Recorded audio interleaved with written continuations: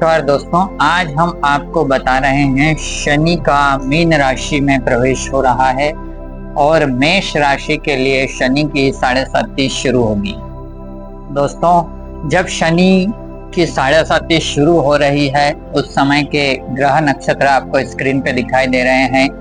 Mean राशि में सूर्य है, शुक्र है, बुध है, शनि है, राहु है और चंद्रमा भी यहीं पर विराजमान है।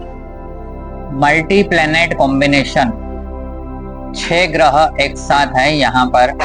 और मेष राशि वालों के लिए शनि 2.5 साल तक 12वें भाव में गोचर करेंगे।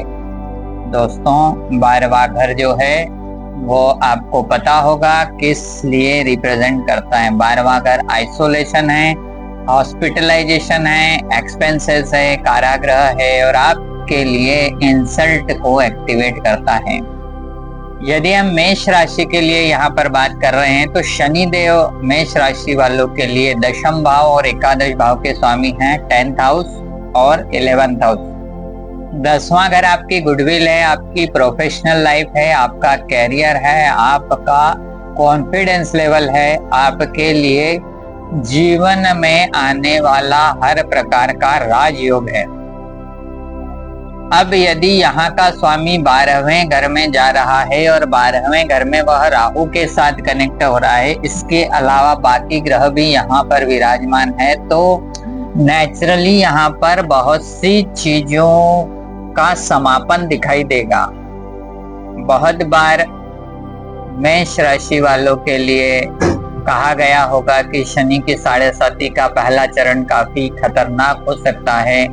बहुत सी चीजें हाथ से जा सकती है, नुकसान हो सकता है, शारीरिक व्याधियां आ सकती है, हेल्थ ट्रबल हो सकती है, कुछ हेल्थ प्रॉब्लम ऐसी भी हो सकती है जो डायग्नोस ना हो। तो ओवरऑल सो ऑन थिंग्स मेष राशि वालों के लिए नेगेटिव हो सकती है, लेकिन हम यहाँ पर आपको पूरा पॉजिटिव रिजल्ट बताने का प्रयास करेंगे कि हर सिक्के के 2 पहलू होते हैं, अच्छा और बुरा। ऐसे ही शनि की 7.5 का विवरण यदि आप पढ़ेंगे तो अच्छा और बुरा दोनों है, लेकिन मीन राशि में जब शनि होता है और मीन राशि का स्वामी गुरु है जो मेष राशि के लिए भाग्य स्थान का स्वामी भी बनता है, इसलिए गुरु की राशि में शनि का जाना आपके कर्म को भाग्य के साथ जोड़ रहा है। इस बात का आप ध्यान दीजिए। आपका कार्य क्षेत्र, आपका वर्किंग एरिया, आपका बिजनेस, आपकी प्रोफेशनल लाइफ भाग्य की राशि के साथ के स्वामी के साथ में कनेक्ट हो रही है।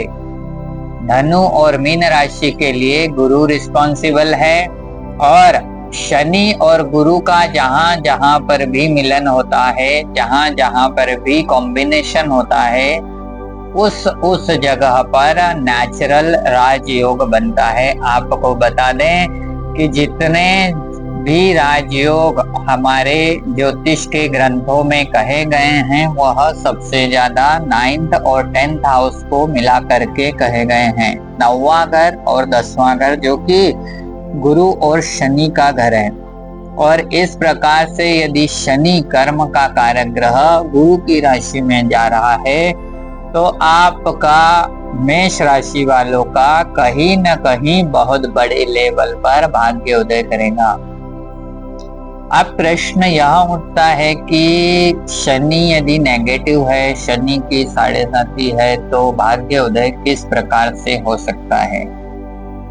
तो हमें यहाँ पर यह समझना चाहिए कि जो भी ग्रह जिस राशि में, जिस भाव में, जिस हाउस में, जिस नक्षत्र में जा रहा है वह क्या चाहता है, उस एनर्जी, उसकी ऊर्जा का बिहेव क्या है, वह हमारी राशि के प्रति क्या बिहेव चाहता है, या हम यह कह सकते हैं कि ग्रह हमसे क्या चाहते हैं। तो यदि हम सिंपल कार्मिक रेमेडी पर जाए कि ग्रह क्या चाहता है, तो 12वां घर मेष राशि वालों के लिए एक्सपेंसेस है। ठीक है, तो एक्सपेंसेस होने के कारण चीजें आपको छोड़ना पड़ेगी, समाप्त करना पड़ेगी, एक्सपेंस करना पड़ेगी। ठीक है, तो एक्सपेंस कैसा होगा? यदि दशम भाव को आप एक्सपेंस कर रहे हैं, आपके कार्य क्षेत्र को आप एक्सपेंस कर रहे हैं, आपके जॉब टाइटल को एक्सपेंस कर रहे हैं, आपके बिजनेस को यदि आप एक्सपेंस करते हैं, तो शनि आपके लिए 9th हाउस की एनर्जी दे सकता है, आपके भाग्य को एक्टिवेट कर सकता है, गुरु को एक्टिवेट कर सकता है, गुरु की कृपा आपको मिल सकती है। गुरु इस कारक भार हैप्पीनेस एवरी टाइम है। तो आपके लाइफ में शनि से संबंधित कोई भी नेगेटिव एनर्जी का फिलअप नहीं होगा, आपकी लाइफ में हैप्पीनेस ही एक्टिवेट होगी, इसकी श्योरिटी बढ़ जाती है। वो कैसे?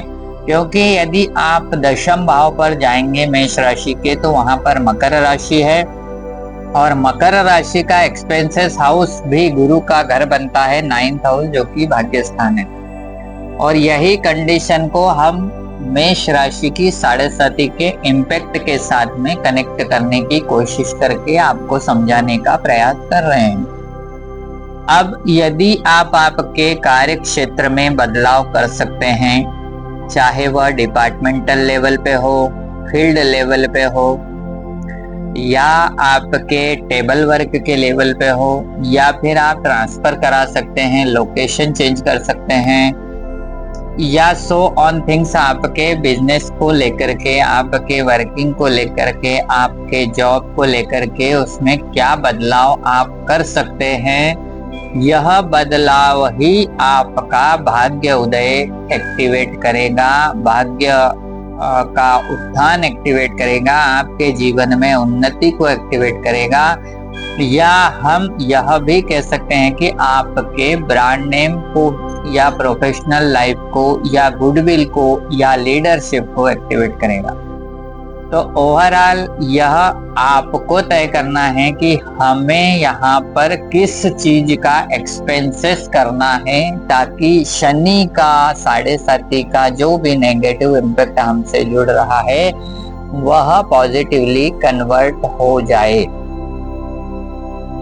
एक और महत्वपूर्ण बात यहाँ पर है कि जून के महीने तक शनि राहु के साथ में कनेक्ट रहेंगे। राहु का जो ट्रांजिट है वह भी गुरु की राशि में है, और शनि और राहु का जब भी कंजक्शन होता है उसको शापित दोष कहा गया है।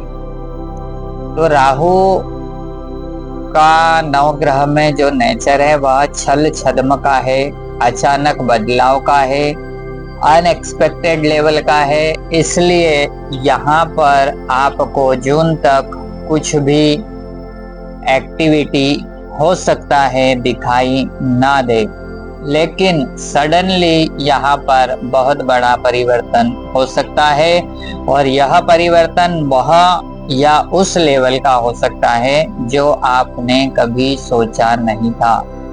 मेरा कहने का तात्पर्य यह है कि दशम भाव का स्वामी शनि यदि राहु के साथ में कनेक्ट हो रहा है, राशि गुरु की है, मीन राशि का जो लेवल है, मीन राशि की जो कैपेसिटी है, मीन राशि की जो एनर्जी है वह अनलिमिटेड है। यदि हम जल तत्व की बात करेंगे तो यह महासागर को रिप्रेजेंट करती है। हम समुद्र की गहराई को नहीं नाप सकते। ठीक उसी तरह यदि शनि आपके साथ में समुद्र की गहराई की राशि में जा रहा है, तो आपका कार्य क्षेत्र का विस्तार, आपके बिजनेस का विस्तार, आपके प्रमोशनल लेवल का विस्तार इस लेवल तक भी जा सकता है जिसकी आपने कभी कल्पना नहीं करी।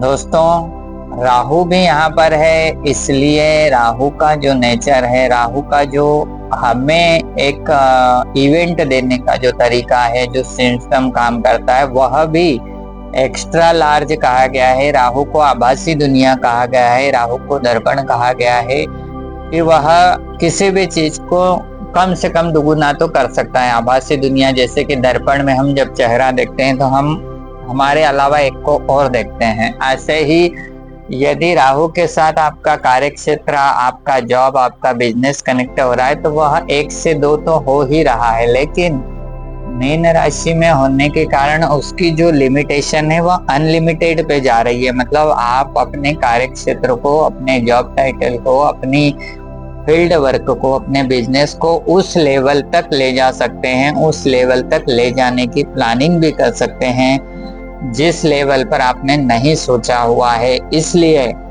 यह समय मेष राशि वालों के लिए बहुत महत्वपूर्ण है, उनके कार्य क्षेत्र की उन्नति के लिए, जॉब में प्रमोशन के लिए, बिजनेस को अनलिमिटेड करने के लिए या अनलिमिटेड प्रॉफिट लेवल को प्राप्त करने के लिए।